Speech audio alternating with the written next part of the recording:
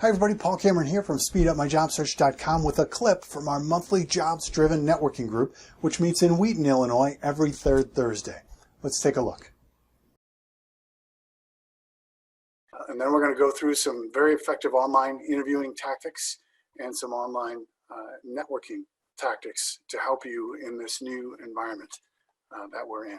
And it's definitely crippling a lot of businesses. But I'll say at the same time that this is also launching other businesses, because now it's putting huge demands on, if you've tried to go to the grocery store lately, tried to get supplies, well, somebody has to make all those supplies, and somebody has to pack those supplies and deliver those supplies, and those companies need people.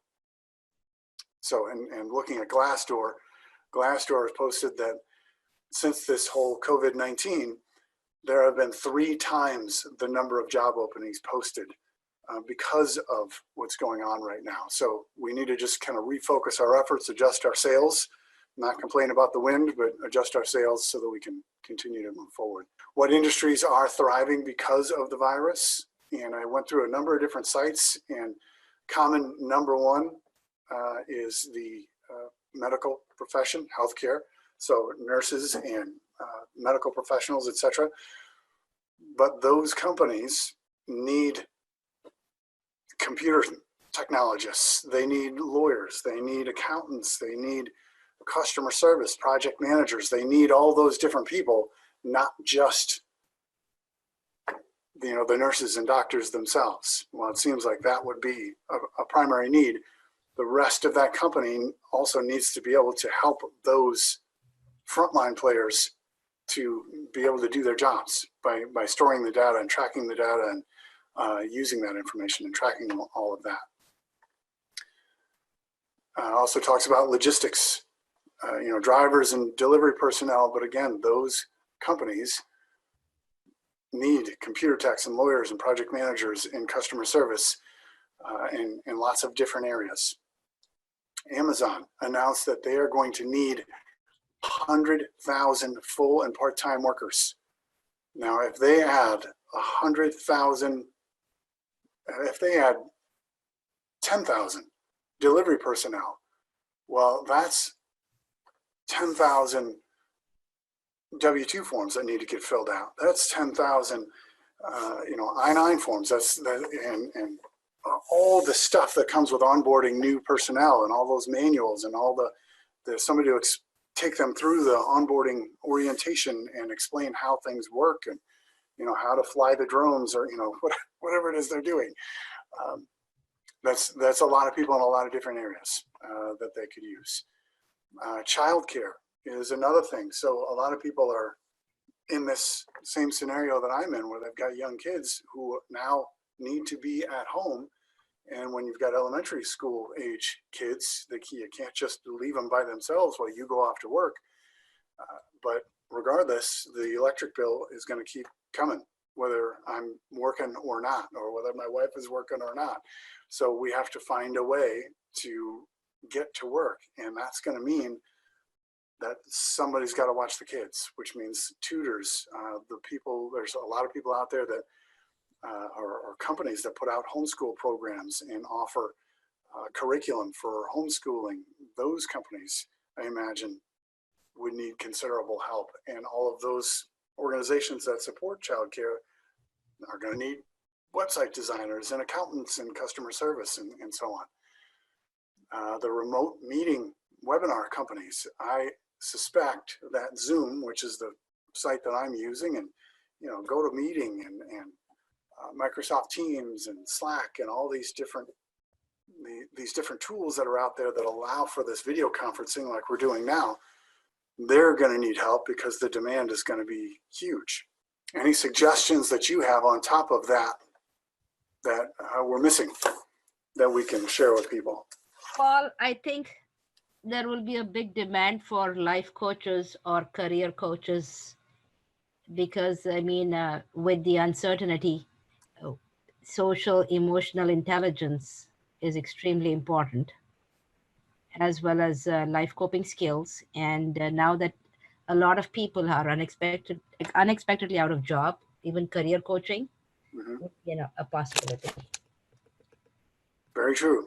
There may be demand also for more consultants as companies start to run into problems with their balance sheet, people to go in and assess and help them put together strategies from a company level, how they're going to stay in business, how they're going to adapt to this environment.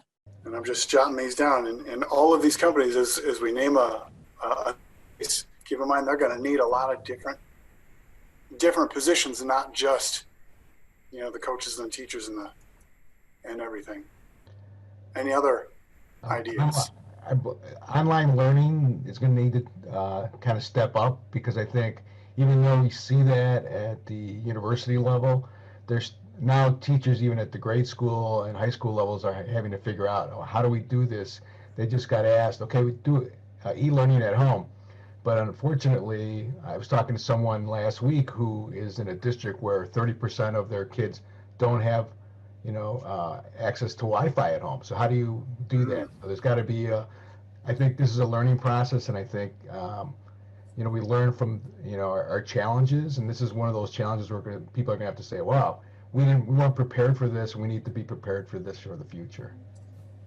That's an awesome point. And as you say that, Al, both kids upstairs are up there logging on to their school, Google Drive to watch videos and things. But that's a great point, that not everybody has Wi-Fi. So if you do, and your signal is strong enough, check with your neighbors to see if they do or don't, if they've got kids, and say, hey, here's the password if your kids need to hop online, if you need access. So online interviewing tactics, most of our communication is nonverbal, which is so important that you consider that as you're going through these online interviews, to try to look into the camera instead of looking at the screen. As you're seeing me looking at the screen over here, that is not the same as looking into the camera. And I tried to take a picture of this. I have actually a monitor set up behind my laptop. So I have my laptop sitting in front of me with the camera on it.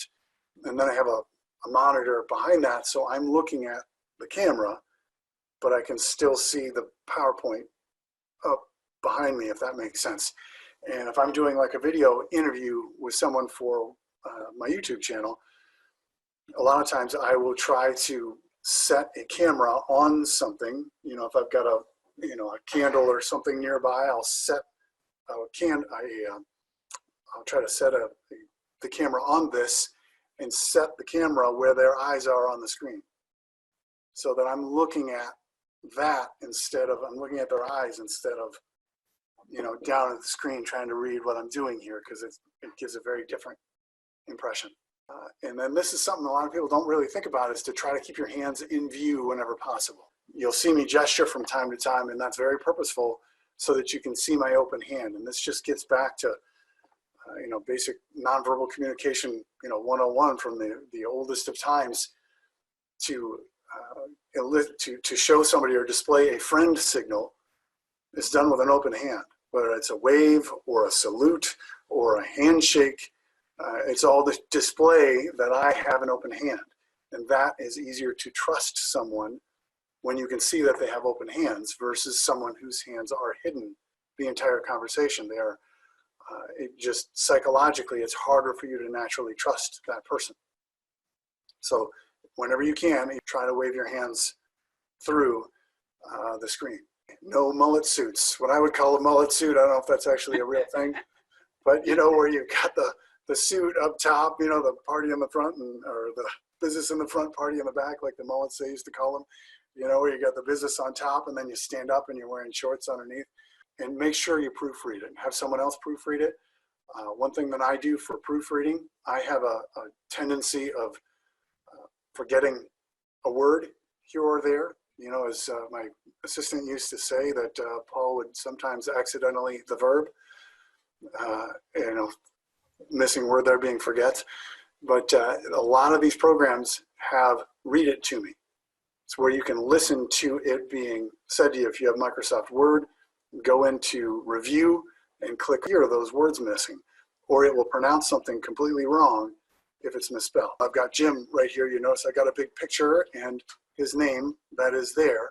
What I am doing for that is I've got face cards that I put together, and I've got basically an easy template that you can use where you grab their picture from LinkedIn, and all you would do is right click on the picture, change picture, and then it'll resize itself on the page, and double click on the name, change the name. And then I drop it in my Trello board so that I can go through my network, and I'm constantly being reminded of, this is Bruce Bixler. And so when I see him next, I don't have to, hey, you, right? I know who he is, and I can call him by name, and Steve, and I have them up specifically because they're set to be our next two speakers for JDNG. I hope that was helpful for you, and please check out the rest of our YouTube channel for more tips and strategies to help you with your job search. Just look for Speed Up My Job Search, all one word, or use the link on your screen now. Now, if you'd like to join us at our next meeting, just go to drivestaff.com/JDNG for details. Each month, we cover a different aspect of networking to help you sharpen your networking skills and to help you build your network with the other attendees. Now, if the location or the time doesn't work for you, we do have an online version available as well, and you can still network with us in our online private member forum. I'd love to meet you at the next one, so I hope you can make it. Thanks for watching.